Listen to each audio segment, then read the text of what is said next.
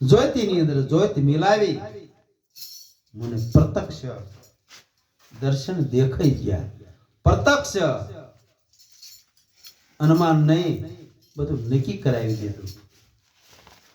પૂર્વ કર્મ કુછ રહ્યા નહીં બાકી. જે પૂર્વના કર્મ હતા ને હવે કશું બાકી રહ્યું નથી. પૂર્વ કર્મ કુછ રહ્યા નહીં બાકી. પૂરણ કરકે મેં આયા. જલમ અને મરણની બધી ઉપાધિ હતી બધી મટી જાય. આત્મ પદ હતું ને એ મારા સદગુરુ મહારાજે મને ઓળખાવી દીધું. ઢૂંઢ નિકાલે મન કો મિલન કર. આને ઢૂંઢવાનું છે. મનને માલકોર મનની અંદર કામ ને ક્રોધ ને મદ ને મોહ ને ઈર્ષા દગા ને પરપંચ આવે, આ બધાને કાઢવાનું છે. ઢૂંઢ નિકાલે મન કો મિલન કર. ગુરુ ચરણે જે સત વસ્તુ છે એની અંદર ચિત્ત લાવવાનું છે. પછી ખોલ ગઈ મયરે દિવાય ચક્ષુ. અલખ મેં લેખ મારા લખાઈ ગયા.